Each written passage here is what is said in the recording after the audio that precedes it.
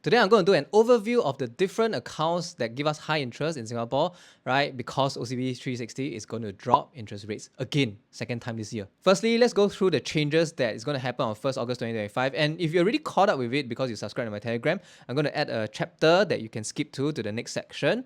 But for the rest, if you want to get up to speed, okay, here are the changes that are happening. And from 1st August 2025, OCBC is dropping the salary categories interest from 1.6% for the first 75,000 to 1.2%. And for the next $25,000, it's going to drop from 3.2 to 2.4% per annum.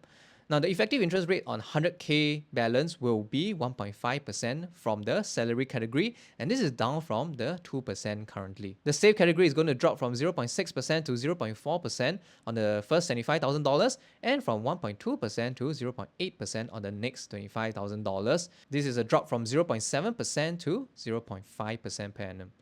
Now, the spend category is also going to see a slight drop from 0.5% to 0.4% per annum. In all, currently the max possible interest rate for OCBC 360 is 3.3% per annum on $100,000 balance, but that's going to drop to 2.45% per annum from 1st August 2025. Now, this assumes that you're not going to buy any insurance or investment product from the bank, which has remained unchanged, right? Because the bank wants you to buy financial products from them. The growth category has dropped from 2.2% to 2%. And I think this is not a very worthy category to consider because it only applies to balances $200,000 or more. And yeah, it's not an attractive proposition. Now, I've always warned people against buying financial products from banks because they tend to be high cost products that don't justify the extra interest you earn from these accounts. Especially for the insurance category. For the investment category, I think it's still possible to find products that are relatively low cost and lower than the interest you'll get, and also does not have lock-in periods so that you can get your high interest without locking yourself to years-long commitment to a bad financial product. Now, take note that, of course, buying investment products incurs their sales charges as well as investment risk. So please don't do it unless you know what you're doing. Now, I intend to do a fuller investigation into what kind of products I will buy for myself for higher interest. So stay subscribed to my Telegram for that. But it'll be likely to be one of the unit trusts that the bank offers because I am already going to invest myself outside. So if I can invest here, incur a slightly higher sales charge but get more interest from the bank, I think I will continue doing that. But again, stay tuned for updates. Now, one of the most obvious things to do in a situation like this would be to find an alternative. Now, that's the beauty of competition, and we have multiple high-yield savings accounts to pick from. Although I know, right, banks may also tend to follow suit and then cut their interest rates. But for the month of June 2025, right, these are the high-yield interest accounts that I can find that I think I would consider when the Nerfed kicks in, assuming they haven't changed their rates. The 5 bank accounts that I'm comparing would be the BOC SmartSaver, DBS Multiplier, OCBC 360 from 1st August 2025, the Stand Chart Bonus Saver, and UOB One. Now, they all market very, very crazy high rates, right? But are these marketing fluff or are they actually interest that you can earn? I think we know the answer. So to get the effective interest rate realistically, right, let's dive deeper into the different terms and conditions so we know which bank account can give us more interest in a realistic manner. Across the different bank accounts, there's an optimal balance to have. And for Bank of China SmartSaver as well as Stand Chart Bonus Saver, you just need any amount up to $100,000, right? They don't give interest in tiered fashion. So you can put $50,000 and still get the same interest as you were if you put $100,000. Whereas for accounts like DBS Multiplier, OCBC 360 as well as UOB One, okay, they are top heavy, which means there's more interest given to the final amounts of a balance. So the optimal interest to put is actually $100,000 for DBS Multiplier, $100,000 for OCBC 360, and $150,000 for UOB One. Any lower and you'll find that your effective interest actually goes lower than the optimal rate. Now, compare the interest rates that you'll get from card spend, salary crediting, etc. But DBS Multiplier, I think I'll just leave it out because DBS Multiplier is a little bit special in the sense that instead of giving you a flat interest when you complete a certain task, they actually give you in terms of the amount of eligible transactions that you perform. So yeah, it all depends on whether you spend a lot on your cards or you spend or you get a lot of salary, etc. For salary crediting, Bank of China offers 1.5% per annum on the entire $100,000 balance if you have a $2,000 salary credit.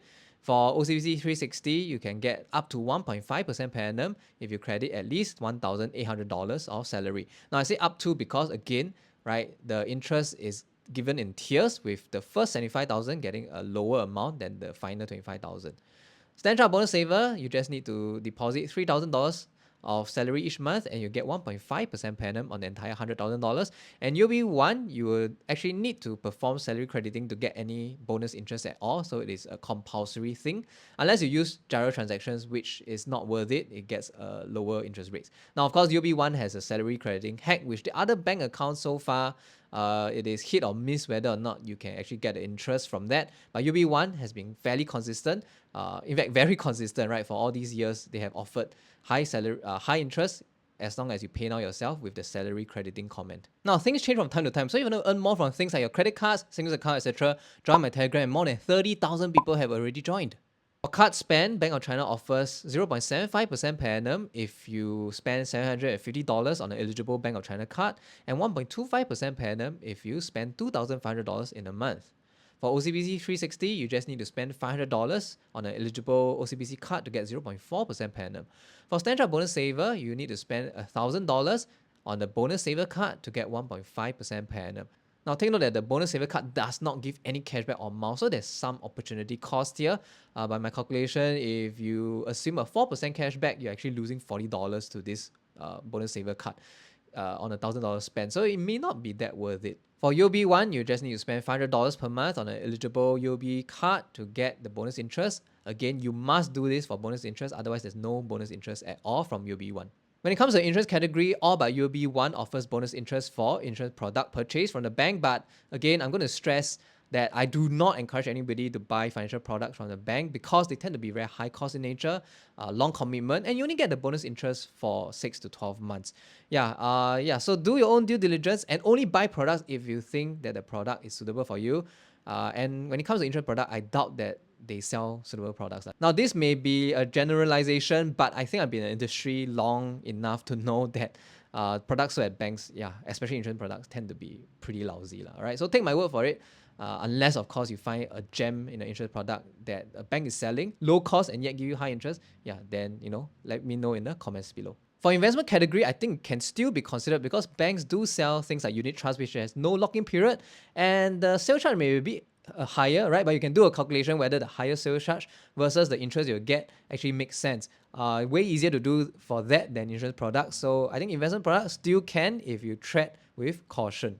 For Bank of China, there's no such category. For OCBC 360, you just need a $20,000 investment and you can get up to 1.5% per annum for 12 months. For Standard Bonus Saver, a $20,000 investment gets you 2.5% per annum for 6 months. And this is actually pretty attractive, right? I highlighted this in a post earlier this month, so check that post out if you want to. For UOB One, there is no such category.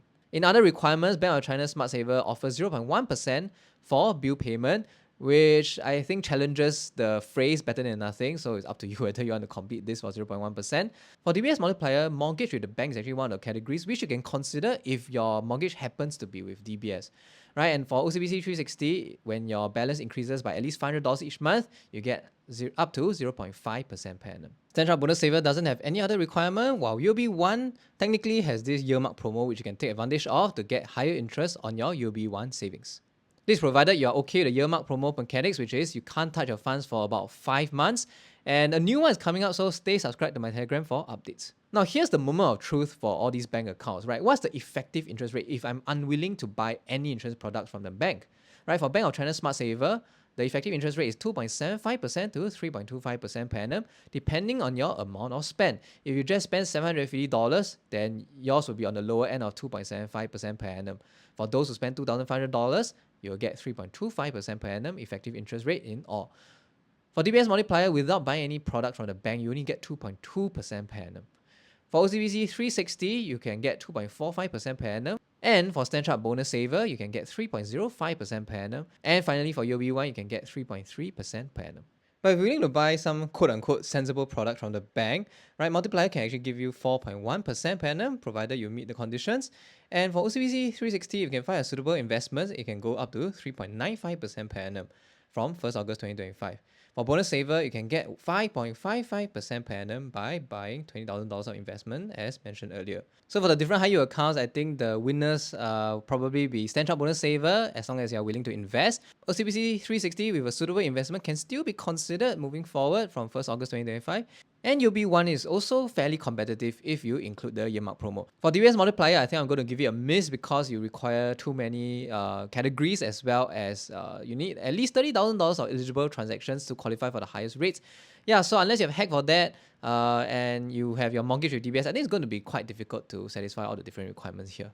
Now, of course, I feel that the past few years where bank accounts can give 4 to even 5% per annum, those times are long gone, and it's actually more of an aberration than a normal thing, right? So we have to actually look beyond high yield savings account for things that we can afford to hold for long term. I'll elaborate on such instruments soon, so stay subscribed for updates if you want to earn more from a credit card, savings account, etc.